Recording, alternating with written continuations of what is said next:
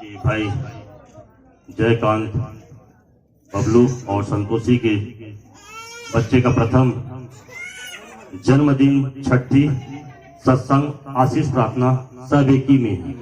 जैसे थाली में सब्जी, चटनी, सलाद, बहुत सारा चीज रहता है ना, वैसे सब कुछ एक ही में है। बुला लिया। मैं खुदा का धन्यवाद करता हूँ सुंदर अवसर समय के लिए। समय बहुत कम है क्योंकि हमारा 3:30 बजे जाने का समय फिक्स है, इसीलिए मैं क्षमा चाहूंगा। भजन संहिता 92 उसका 5 और 6 सीधा प्रार्थना के बाद अपन सीधा संदेश में चलेंगे। भजन संहिता 92 अध्याय 5 और 6 पद। हे यहोवा, तेरे काम क्या ही बड़े हैं। देखिए, धर्मशास्त्र इस पृथ्वी पर, इस कायनात पर गीता, कुरान, बाइबिल, बहुत से शास्त्र को मानव के कल्याण के लिए इस धरातल पर रखा गया है। ये अलग बात है कि मनुष्य आज इन शास्त्रों का अध्ययन नहीं करता, परंतु मनुष्य के लिए जो जीवन का संदेश है वो शास्त्रों पे है। और यहाँ पर शास्त्र, धर्मशास्त्र क्या कहता है आगे? हे यहोवा यानी परमेश्वर, तेरे काम क्या ही बड़े हैं। परमेश्वर का काम बहुत बड़ा है। आगे, तेरी कल्पनाएं बहुत गंभीर है। परमेश्वर की कल्पना मानव के लिए बहुत गंभीर है। पशु समान मनुष्य, परंतु परमेश्वर यह कहता है पृथ्वी के मानव को कि जो मानव इस धरती पर जीवन जी रहा, रोटी, कपड़ा, मकान, मेरा पत्नी, मेरा बच्चा, मेरा परिवार, मेरा संसार और शमशान घाट, इसको मानव अपने हिसाब से जीवन करता है। परंतु धर्मशास्त्र, ऋषि, गुरु, संत, योगी, त्यागी, बाबा, ये इसे जीवन नहीं करता, इसे कहता है पशु शरीर का। पढ़ेंगे। पशु समान मनुष्य इसको नहीं समझता।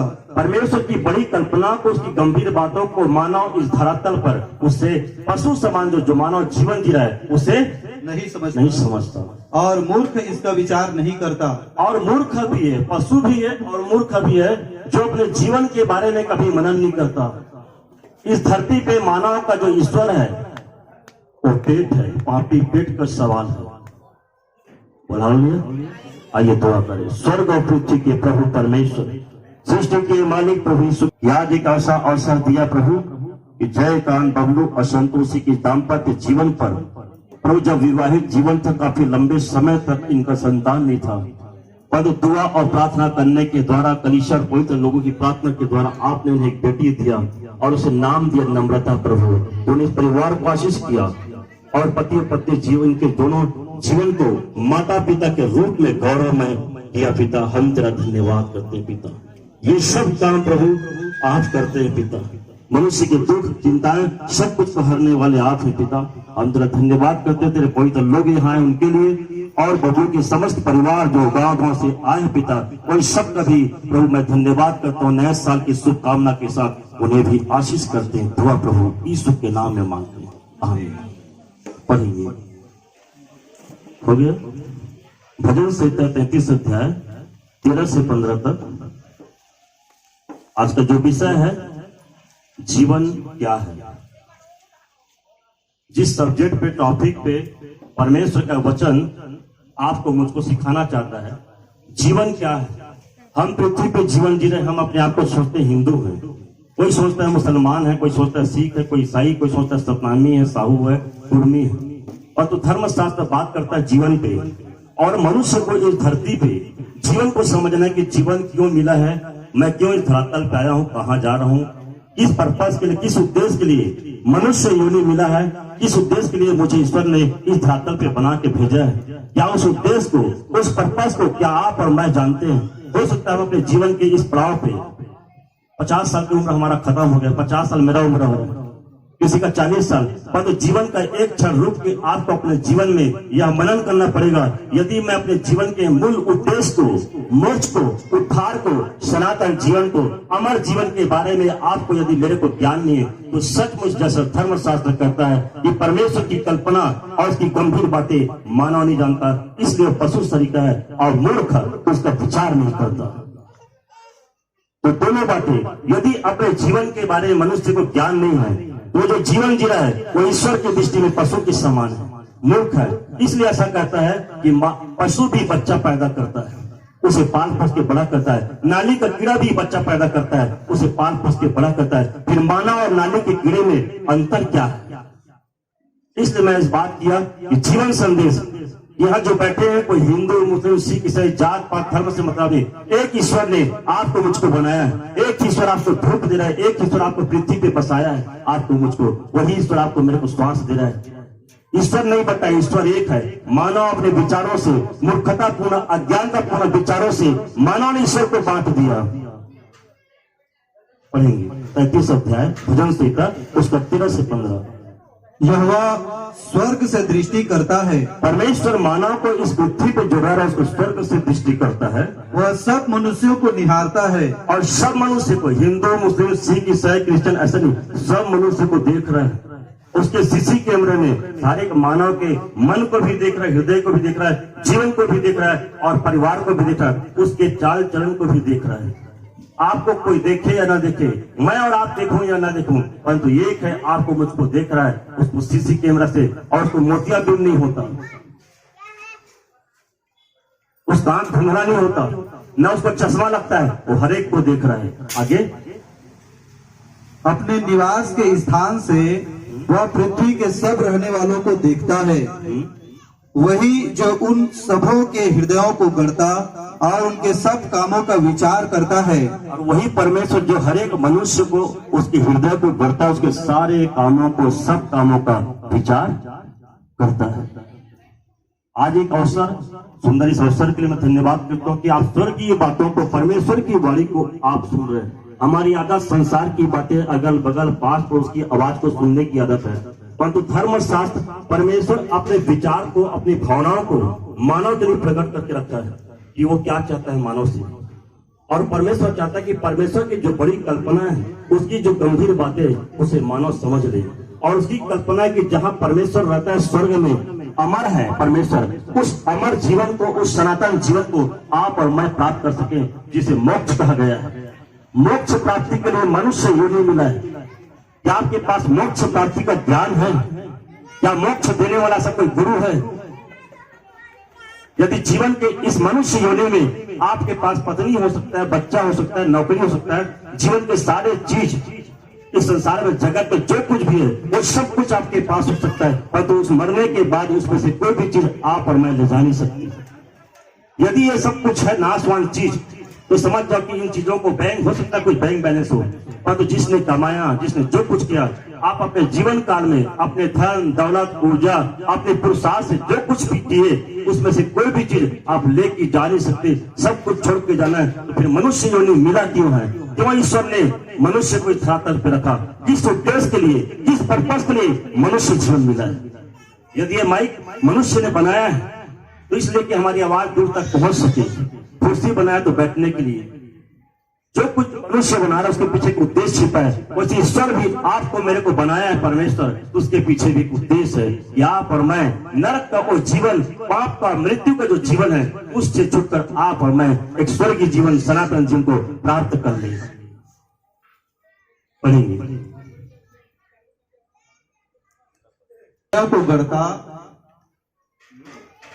वही जो उन सबों के हृदयों को गढ़ता, सबों के हृदय को गढ़ता। आगे, और उनके सब कामों का विचार करता है। एक परमेश्वर है जो पृथ्वी पर रहने वालों को स्वर्ग से देख रहे हैं, और वो अपने संतान, अपना बच्चा, समस्त सृष्टि उसकी प्रजा, उसकी संतान है, और अपने संतानों को देख रहे कि मेरी संतान जात पात धर्म मजहब के नाम से इस पृथ्वी पे लोग लड़ रहे हैं। उसको कितना तकलीफ होता है जब आप माँ बाप हो और 5 बेटे आपके यहाँ भाई भाई जब लड़ेंगे, एक परिवार में सास बहू जब लड़ाई होंगे, तो उस परिवार में क्या शांति होगा? इस पृथ्वी पर शांति नहीं है। जात पात धर्म मजहब के नाम से लोग लड़ रहे हैं। दूसरे देश के लोग चांद में पहुंच गए, मून में।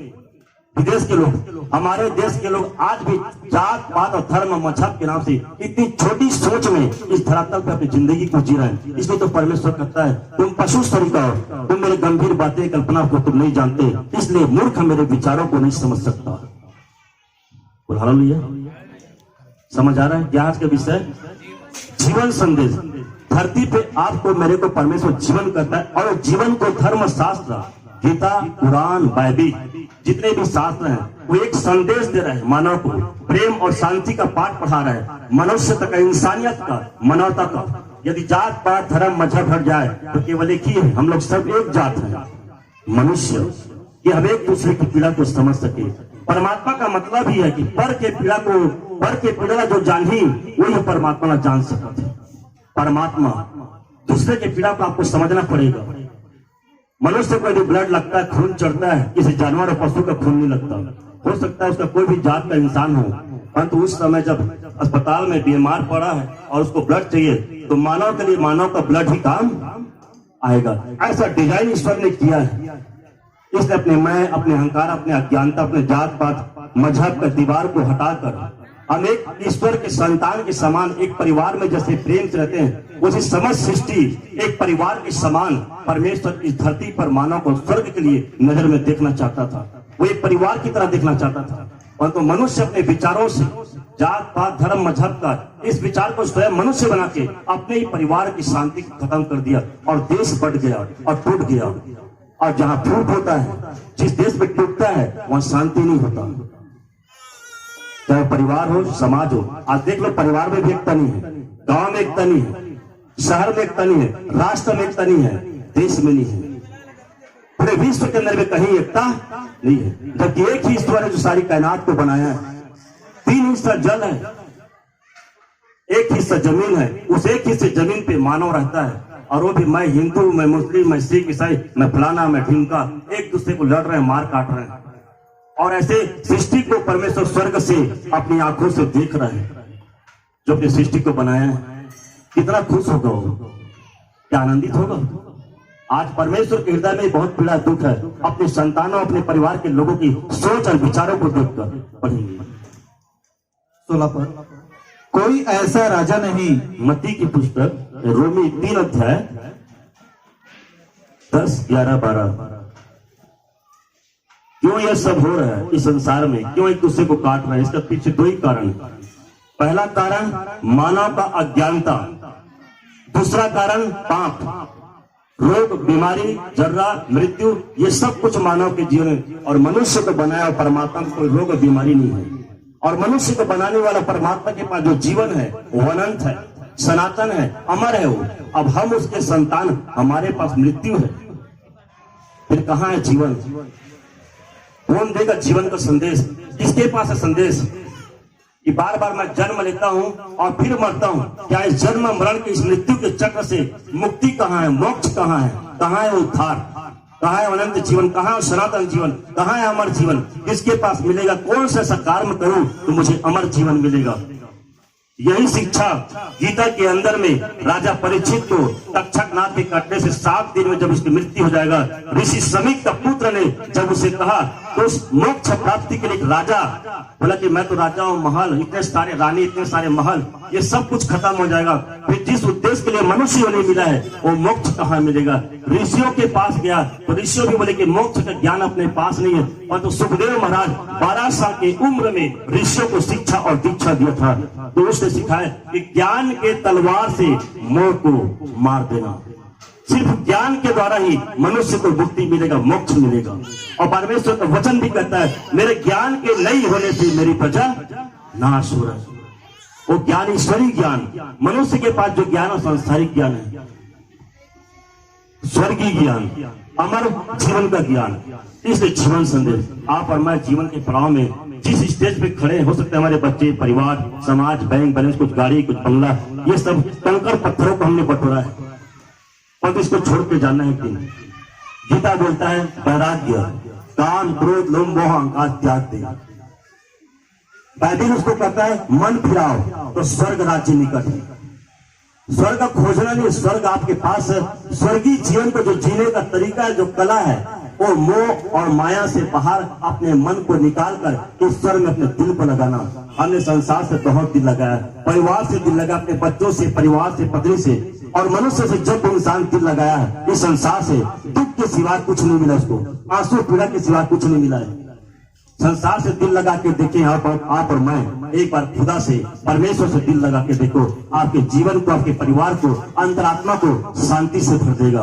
यही संदेश गीता, कुरान, बाइबल, ऋग्वेद, यजुर्वेद, सामवेद, हंस पुराण, जितने भी धरती के शास्त्र हैं, एक ही संदेश दे रहा मानव को कि इंसान ईश्वर की ओर फिर जाए। यही संदेश इस भी करा, तो सब धर्मों को छोड़कर एकमात्र मेरे शरण में आ जा। इसी संदेश को बुद्ध भी करा है, बुद्धम शरणं गच्छामि।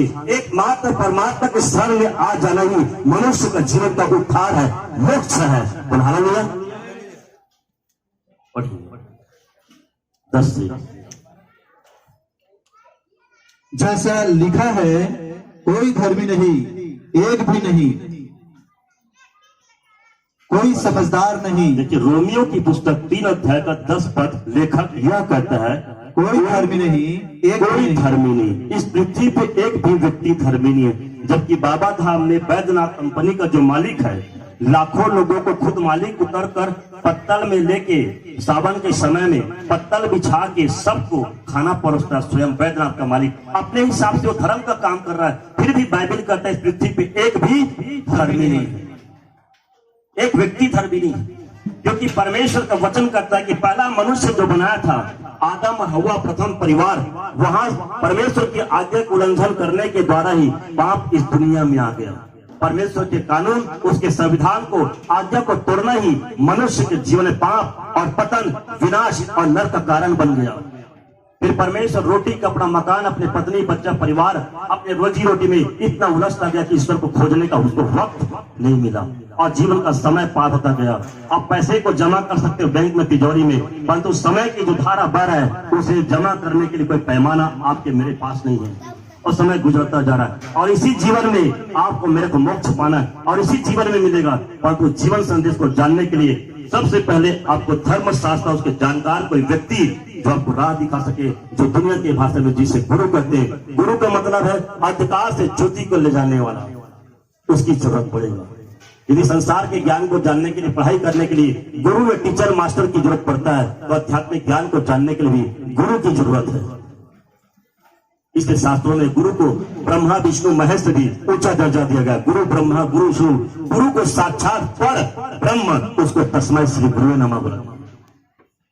उस सारे चीजों से ऊंचा दर्जा दिया गया। परंतु आज दुर्भाग्य हमारे देश का कि गुरु की आड़ में दाढ़ी बढ़ाकर, भगवा पहनकर, ड्रेस को पहनकर ऊपर को तो साध ली, परंतु मन को साध नहीं पाए। बहुत से गुरु रेप कांड में जेल में है। इस संसार के लोग किस गुरु पे भरोसा करें, किस समुदाय पे भरोसा करें? आज मनुष्य का धर्म के प्रति, अध्यात्म के प्रति, ईश्वर के प्रति उसकी आस्था घटता जा रहा है, उनका प्रेम ठंडा होता जा रहा है। लोगों को विश्वास नहीं, जो शास्त्र को पढ़ रहा है वो खुद उसमें चल नहीं रहा है। शास्त्र जैसा बोलता है उसका जीवन नहीं है। पढ़ेंगे, कोई धर्मी नहीं, कोई धर्मी नहीं, एक भी नहीं, एक भी नहीं, कोई समझदार नहीं, कोई समझदार नहीं, कोई परमेश्वर का खोजने वाला नहीं। साफ कहता है परमेश्वर का वचन, इस संसार में रोटी, कपड़ा, पत्नी, बच्चा, जो कुछ है, यदि एक पत्नी छूट गया तो दूसरा पत्नी खोज रहा है। कुछ न कुछ हर इंसान खोज रहा है। बेरोजगार है तो रोजगार खोज रहा है, पैसे की जरूरत है तो खोज रहा है, हर पल कुछ न कुछ खोज रहा है। परंतु जिसने उसको जीवन दिया, जिसने उसको श्वास दिया, इस सारी कायनात को सब कुछ फ्री में दिया। पृथ्वी आपको दिया फ्री में, कोई किराया नहीं। ये श्वास दिया आपको फ्री में, कोई किराया नहीं, कोई बिल नहीं। बिजली बना के गवर्नमेंट बेचता तो उसका बिल भेजता है, आप बिल पटाते हो, परंतु श्वास का बिल भेजे उसका बिल कौन देगा?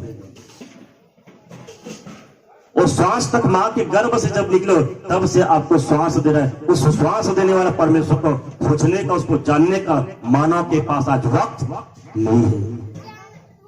बता लिया। और वो आपका मेरा प्रतीक्षा कर रहा है, मेरे बच्चे, मेरा बेटा, मेरे बेटी कब मेरी ओर फिरेंगे तो मैं उनकी आत्मा को नर्क से, मैं उनके जीवन को अमर कर दूं। कब मुझे जाने के, हर दिन वो प्रतीक्षा कर रहा है कि आज मेरे को जाने, आज संसार से मन को हटा ले। कोई परमेश्वर का खोजने वाला नहीं, कोई परमेश्वर का खोजने वाला नहीं। सब भटक गए हैं। देखिए कितने लोग भटके हैं, सब भटक गए, सब भटक गए। मंदिर, मस्जिद, गुरुद्वारा, चर्च, इसकी बात नहीं करता बाइबल। मंदिर में परमेश्वर नहीं होता, गुरुद्वारा भी नहीं होता, चर्च नहीं होता, क्योंकि उसको इंसान बना रहा है। परंतु आपको मेरे को कौन बनाया है? परमेश्वर। वो आपके मेरे जीवन में रुचि रखता है, वो हमारे जीने के स्टाइल से पता चलेगा। वो आपको मुझसे प्यार करता है, उसको यदि प्रेम है तो बिल्डिंग से नहीं है, रीति विधि से नहीं है, वो दिया बाती से प्रेम नहीं है, उसको आपके मेरे जीवन में प्रेम है। और तो प्रेम करना चाहता है, परंतु आपके मेरे जो सोचने का, विचारने का, जो हमारे जीवन में जो पाप है, वो पाप की वजह से परमेश्वर हमारे संपर्क में नहीं आ सकता, क्योंकि वो महापवित्र है। उसको हमारे जीवन में आने के लिए हमारे हृदय को पवित्र करना पड़ेगा।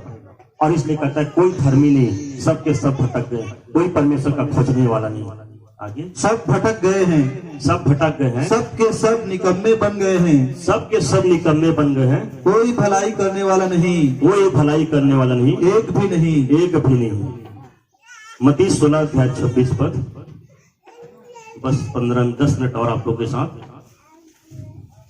समय बहुत कीमती था, वक्त गुजरता जा रहा था, आपके बैठने में समय, सारी चीजों में।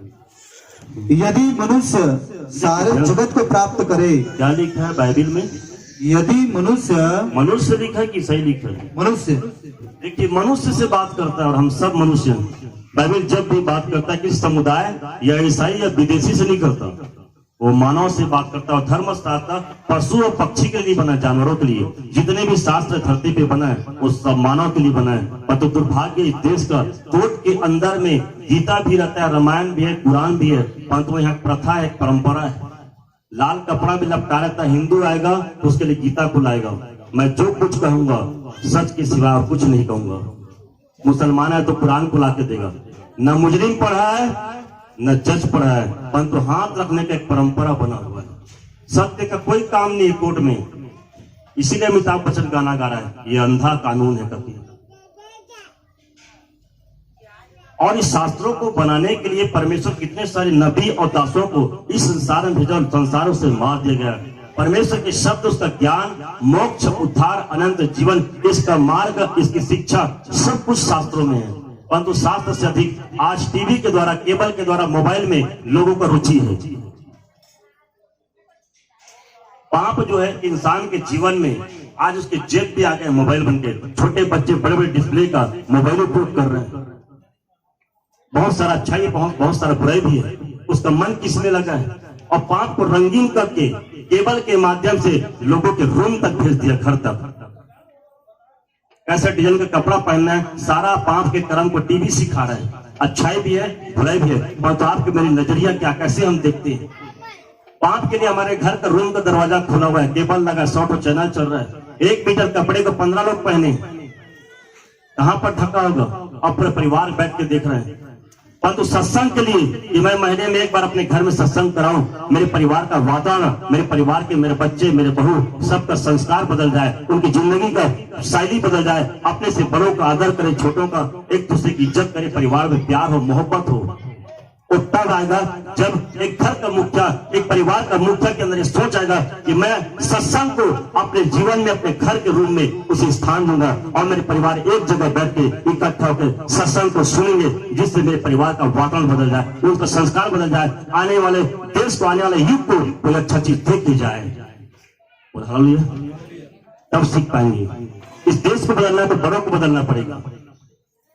इस देश की प्रजा को बदलना तो गवर्नमेंट को बदलना पड़ेगा। परिवार को बदलना तो परिवार के जड़ को बदलना पड़ेगा, मुख्य को बदलना पड़ेगा। पढ़ेंगे, यदि मनुष्य सारे जगत को प्राप्त करे और अपने प्राण की हानि उठाए। इसलिए परमेश्वर का वचन कहता है, यदि मनुष्य, आप और मैं सारे जगत को प्राप्त कर लेंगे और अंत में हमारी आत्मा नरक चला गया, तो उसे क्या लाभ? तो हमारे जीवन का इस पृथ्वी पे आने का, मनुष्य योनि मिलने का क्या फायदा हुआ? फिर क्यों आए धरती पर? इसलिए जीवन संदेश दे रहा है। परमेश्वर चाहता है कि तुम सारे जगत को प्राप्त कर लिया और अंत में तुम्हारी प्राण की हानि उठाए, तो तुझे क्या लाभ होगा? या मनुष्य अपने प्राण के बदले क्या देगा? या मनुष्य अपने प्राण के बदले, मृत्यु के बदले फिर उसे क्या देगा? क्योंकि जो 25 साल नौकरी किया, रिटायरमेंट हुआ, वो साइकिल में नौकरी करने गया, कभी कार का सुख नहीं पाया, परंतु वो उस पैसे को छोड़ के चला जाता है। अब उसके बच्चे उसी पैसे से कार और गाड़ी में घूम रहे हैं। वो उसे कमाया नहीं है, परंतु उसके ऊपर उसके माता पिता की कृपा, जिसने कमाया, मेहनत किया, वो लेके नहीं गया, परंतु अपने बच्चों के लिए छोड़ के गया। अब उसके बच्चे उसमें जी रहे हैं, उस पैसे में। बिल्कुल यही सिद्धांत, और इसलिए उस बच्चे का पैसा हो गया, सारे चीजों को, सुख को पाया, क्योंकि उसका खून है, उसका डीएनए उसमें है, एक संबंध है, एक रिश्ता है। वैसे परमेश्वर के साथ आपका मेरा जो रिश्ता है, उसको सही करना है तो हम स्वर्ग, अमर जीवन के सारे वारिस को आप और मैं प्राप्त कर सकते हैं। परंतु उस रिश्ते में कायम करने के लिए अभी एक चीज जो दीवार है, जो रोक रहा है, वो पाप है। हो गया। हाँ, यूहन्ना की पुस्तक 3 अध्याय 16 पद।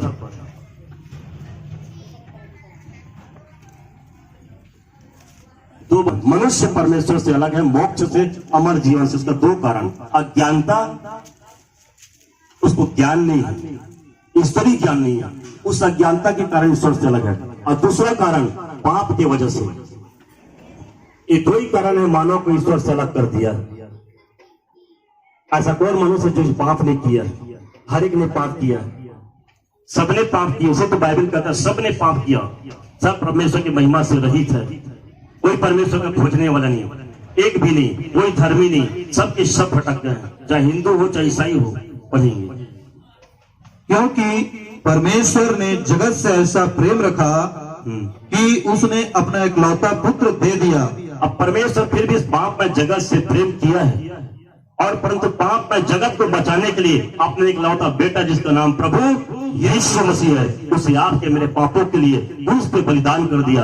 आपके मेरे पापों के लिए प्रभु यीशु मसीह मारा गया, गाड़ा गया, और तीसरे दिन मुर्दे में से जी उठा। वो यीशु आज भी जीवित है। आगे पढ़ेंगे। इकलौते पुत्र दे दिया ताकि जो कोई उस पर परमेश्वर विश्वास चाहता है करे, कि जो कोई भी इस संसार का प्रभु यीशु मसीह को अपना उद्धार करता ग्रहण करता है, उस पर विश्वास करता है, उस पर ईमान लाता है, वह नष्ट न होगा, परंतु वह नष्ट नहीं होगा। मृत्यु, पाप, मृत्यु और नरक के इस जीवन से बच जाएगा, और क्या पाएगा? परंतु अनंत जीवन पाएगा। अनंत जीवन पाएगा, जिसको हिंदू शास्त्र में अमर जीवन कहा गया। अमर जीवन को पाने के लिए पहले लोग तपस्या करते थे, दिमाग लग जाता था, सांप दिलवा हो जाता था, मिट्टी की मिट्टी पर चढ़ जाता था, हड्डी दिखने लगता था। तपस्या करते थे मुक्ति और मोक्ष को पाने के लिए। उस मुक्ति को आपके मेरे लिए प्रभु यीशु मसीह के जरिए परमेश्वर उस पाप के दीवार को हटा दिया, और पाप को, आपके मेरे पाप को प्रभु यीशु मसीह पर लाद दिया। अब परमेश्वर चाहता है न मंदिर, न मस्जिद, न गुरुद्वारा, न चर्च, केवल मानव को एक ही काम करना है, अपने पाप में जीवन को पश्चाताप करना है कि हाँ प्रभु, मैंने पृथ्वी पे पाप किया, अब मैं पापों से पश्चाताप करता हूँ। मैं अपने जीवन प्रभु यीशु में आपको देता हूँ। मैं आज इस बात को जान गया कि आप मेरे पापों के लिए मरे हैं प्रभु, आप मेरे पापों के लिए प्रभु गाड़े गए हैं। आपको जो मृत्यु हुआ, जो दुख हुआ, वो मेरे ही पापों की खातिर है प्रभु, परंतु तू आज जीवित है प्रभु। तेरे महान बलिदान के लिए, तेरी मोहब्बत के लिए मैं तेरा धन्यवाद करता हूँ प्रभु। मैं अपने जीवन तुझे देता हूँ, कोई धन दौलत नहीं, और हर पल भर में, पलक झपकते ही आपके जीवन में शांति आ जाएगा। मृत्यु स्वर्ग में बदल जाएगा, नरक जो है स्वर्ग में बदल जाएगा, और जो दुख है वो आनंद में बदल जाएगा। आपकी सोचने, आपके निर्णय के ऊपर है, डिसीजन लेने के ऊपर।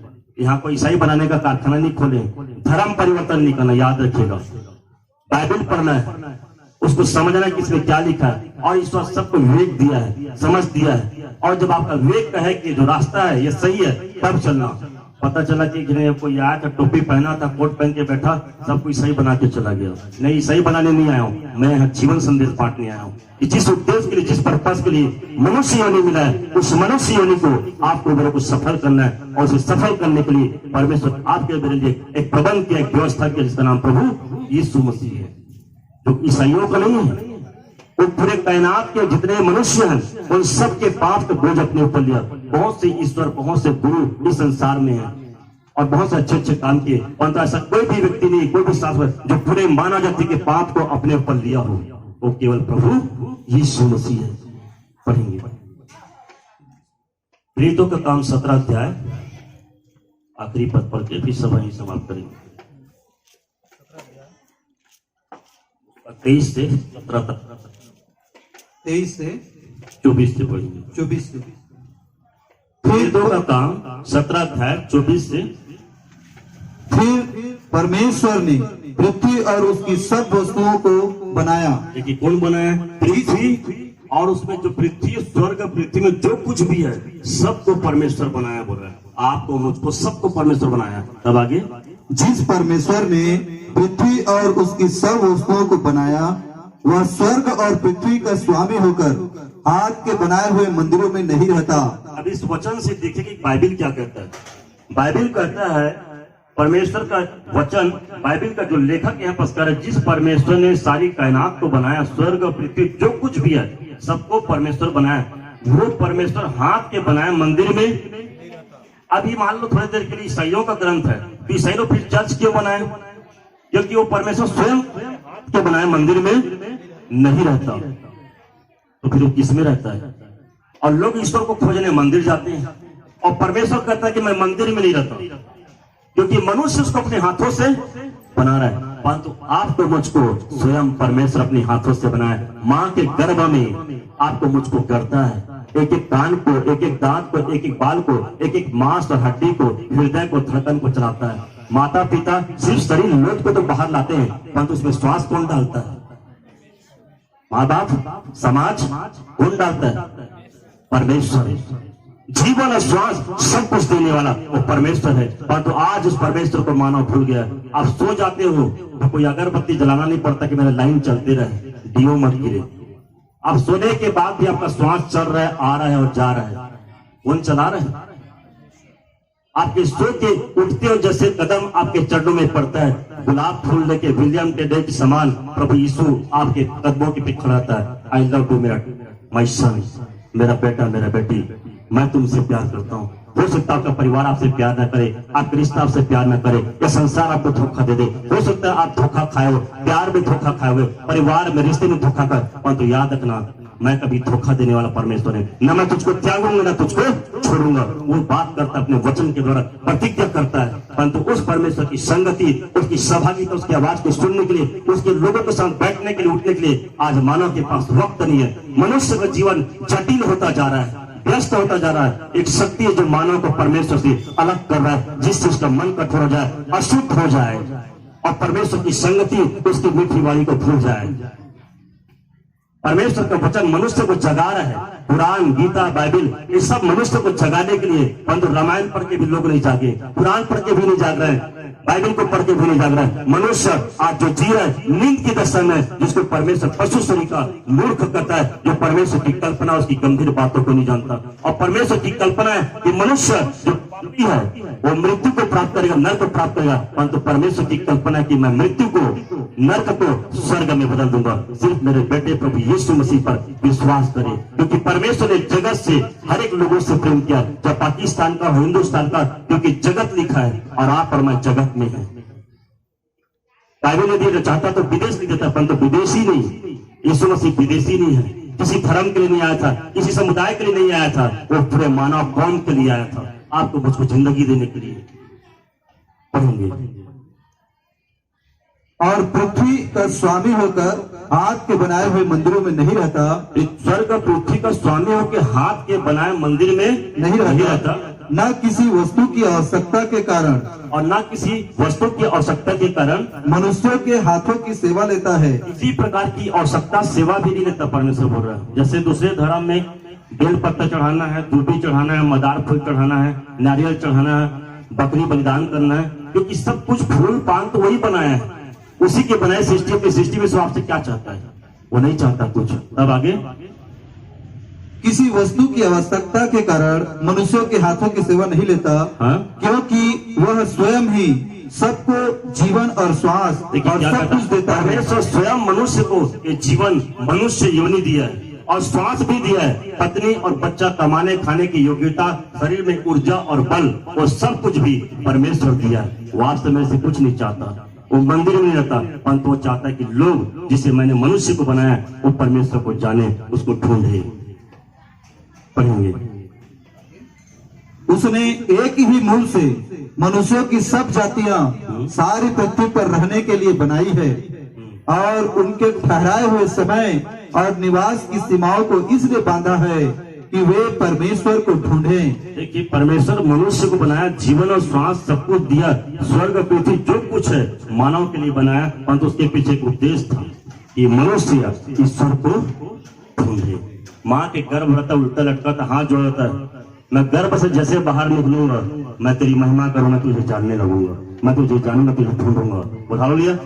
और जैसे आता है माँ के गर्भ से बाहर, फिर उसके माता पिता उसके पूरे मन के स्लेट पे लिखते रहते हैं, लिखते हैं पूरे स्लेट पे, बेटा है तो ताऊ ये, काका है बोल, बाबा बोल, ये मम्मी बोल, पापा बोल। हम लोग हिंदू हैं बेटा, वो ईसाई है, बेटा एक घर जान जावे, ये तो नहीं। ये सारे चीज कौन लिखता है? बच्चे को तो कुछ मालूम नहीं, कौन हिंदू है कौन ईसाई है, ये माता पिता सिखा रहे हैं। यमन के दुश्मन है, यमन से बात नहीं करें, उनके घर मत कभी मत खेल भी साथ। उस मन के पूरे स्लेब पे वो लिख रहे हैं। ये सारी अज्ञानता के कारण आज मानव के जीवन में एक खंडन, एक बंटवारा आ गया, और उस बंटवारे अज्ञानता के कारण जब सारे चीज आया तो मनुष्य पे परिवर्तन लाने के लिए परमेश्वर इस बाइबल की रचना किया कि इसको पढ़कर, इसकी सत्संग कर मानव के जीवन के, व्यक्तिगत जीवन में एक शांति आ जाए, उद्धार आ जाए, और उसके घर का वातावरण का जीवन बदल जाए, परिवार बदल जाए, उस शांति को अंतरात्मा में महसूस कर सके, ईश्वर सच्चे परमेश्वर को जान सके, जो सारी सृष्टि का कायनात का एक ही सृष्टि का मालिक है, उस सच्चे परमेश्वर को जान सके, जड़ में पानी डाल सके। यदि छोटा सा पत्थर में, शिवलिंग में पानी डालने से मुक्ति मिलता है, एक लोटा पानी डालने से, तो मैं सोचता हूं ट्यूबवेल लगा देता हूं। एक तो अगरबत्ती जलाने से मुक्ति मिलता, तो अगरबत्ती के बड़ी फैक्ट्री है बेंगलोर में, मोक्ष को पा लेता। वो अगरबत्ती बेच के फैक्ट्री तान रहे हैं। लाई बतासा का त्योहार है, गन्ने का त्योहार, लोग टीना टपरा को पूछ रहे, यहाँ तक कि गोबर को गौरी गणेश तक पूछ रहे हैं। परंतु जिसने आपको बनाया ये सारे काम क्यों रहे मालूम? अज्ञानता के कारण। मैं बताया ना, दो कारण से मानव परमेश्वर से अलग है, पहला अज्ञानता, दूसरा पाप। और इसलिए परमेश्वर कहता है कि जो मनुष्य जीवन जी रहा है वो पशु शरीर का है। परमेश्वर की कल्पना, उसकी गंभीर बातें, उसका कल्पना बहुत बड़ा है मानव के लिए। परमेश्वर चाहता है कि जहां मैं रहता हूं स्वर्ग में, वो हम को अपने साथ रखूं। पढ़ेंगे। हेलो। कि वे परमेश्वर को ढूंढे, इसलिए देखिए ध्यान से, फिर से पढ़ें 27। कि वे परमेश्वर को ढूंढे। स्पष्ट कर रहा है, मनुष्य को इस धरती पे रखा है इसलिए और बनाया इसलिए, मनुष्य योनि मिला इसलिए कि वो परमेश्वर को ढूंढे। हम ढूंढते हैं पत्नी, बच्चा, परिवार, रोजगार, पैसा, कौड़ी, धन, दौलत, हमारा मन इसमें उलझ जाता है। अब पूरा जीवन का समय और चक्र इसी में चला जाता है, और जो कुछ प्राप्त होता है कंकर पत्थर के समान उन चीजों को बटोर लेते हैं जो हमारे साथ मरने के बाद जाता नहीं, और हमारा जो मानव जीवन है वो सफल नहीं हो पाता। जिस उद्देश्य के लिए, जिस पर्पस के लिए मनुष्य योनि मिला है, मनुष्य के पास मनन करने के लिए, अपने जीवन के अंदर झांकने के लिए 1 मिनट वक्त नहीं है। पूरे समय 8 घंटा ड्यूटी करता, थक जाता है, अपने बाहर से आता है ड्यूटी से, घर परिवार में पत्नी बच्चे से मिला, खाना खाया, बैठ के 1-8 घंटा थोड़ा सा टीवी देखा, सास बहू टीवी चैनल किया, सास बहू देख लिया, कोई सीरियल देख लिया, हो गया उसका जीवन का कार्य।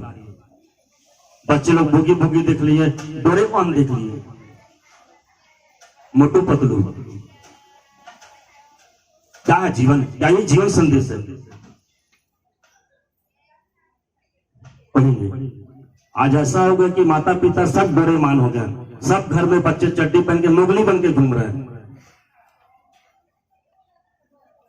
किसी को जीवन के बारे में मालूम नहीं, और हम लोग जो जी रहे जीवन है, हम सोचते हिंदू हैं, वो ईसाई है क्या कोई लेवल? एक ही आत्मा है, वो चैतन्य जो आत्मा मेरे अंदर है, हिंदू ईसाई के अंदर है, वो सबके अंदर है। उस आत्मा को बनाने वाला, उस श्वास को देने वाला ईश्वर एक है। उस सच्चे और जीवित परमेश्वर के बारे में बाइबल बताता है।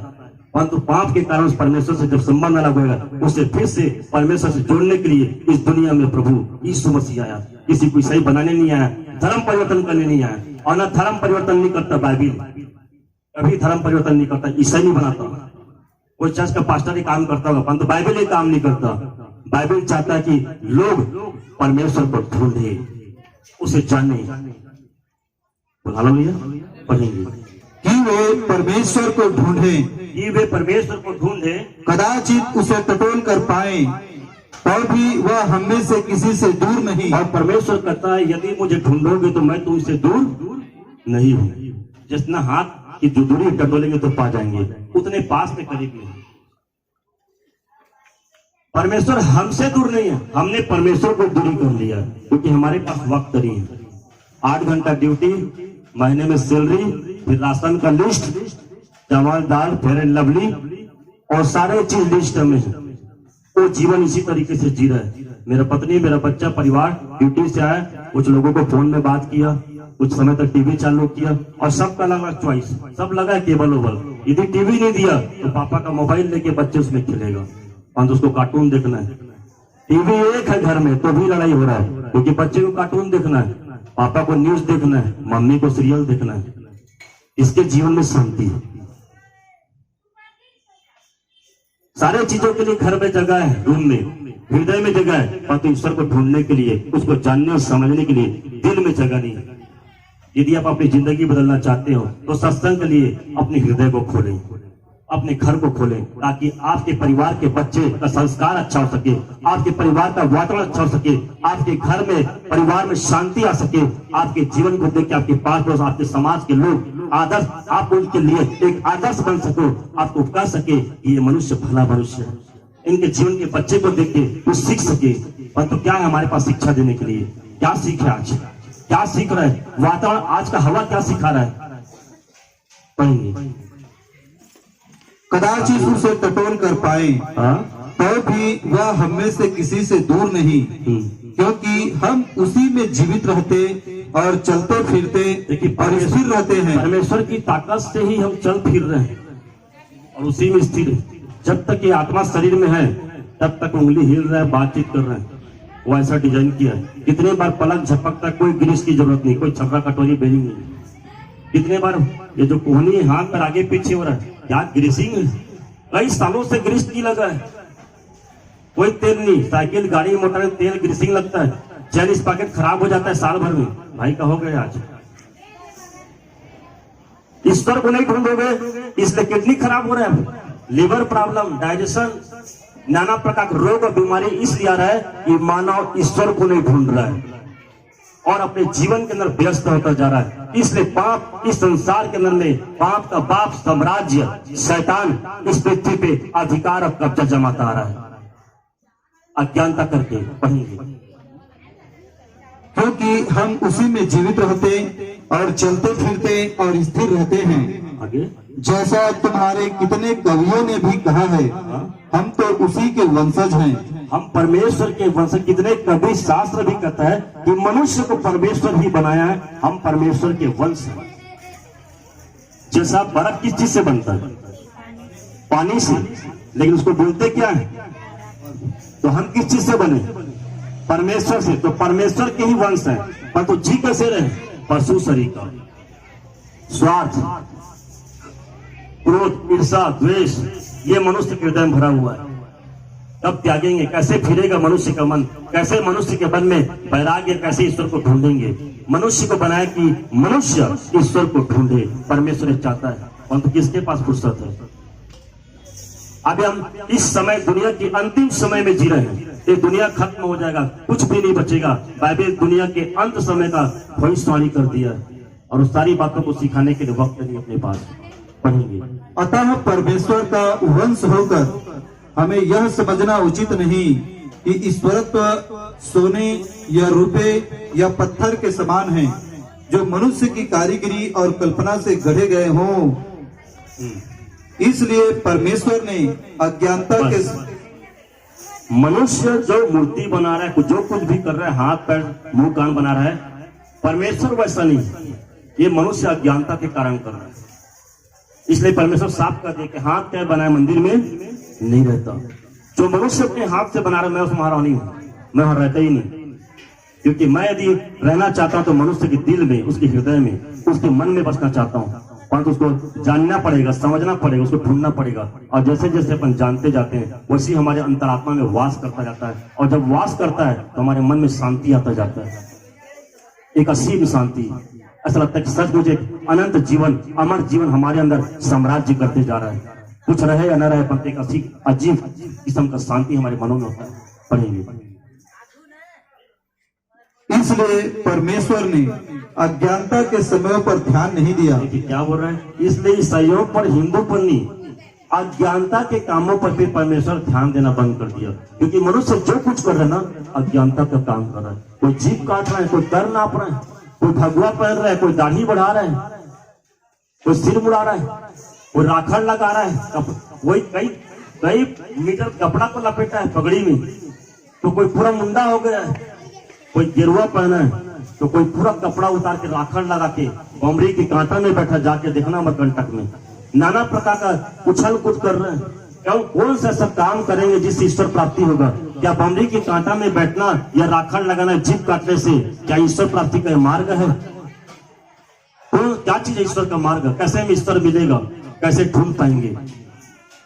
इस दुनिया की दशा को स्वर्ग से पृथ्वी पर मानव को परमेश्वर अपने आंखों से देख रहा है, और देख रहा है कि लोग कुछ गेरुआ कपड़ा पहन रहे हैं, कोई दाढ़ी बढ़ा रहा है, कोई कांटे में बैठा है, कोई पूरा राखड़ लगा लिया है, नाना प्रकार का कर्म कर रहा है, ईश्वर को खोजने का प्रयास कर रहा है, परंतु ईश्वर का मार्ग वही है। इसलिए बाइबल के अंदर में प्रभु यीशु ने कहा, मार्ग मैं हूं, सत्य मैं हूं, जीवन मैं हूं। हालेलुया। और अंतिम पद, इसलिए परमेश्वर ने अज्ञानता के समय पर ध्यान नहीं दिया। परमेश्वर स्वयं मनुष्य को ध्यान देना बंद कर दिया जब अज्ञानता का काम शुरू किया।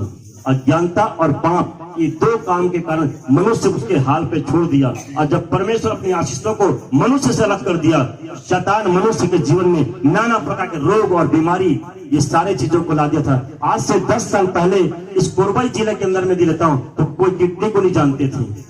किडनी का बीमारी आम बात हो गया।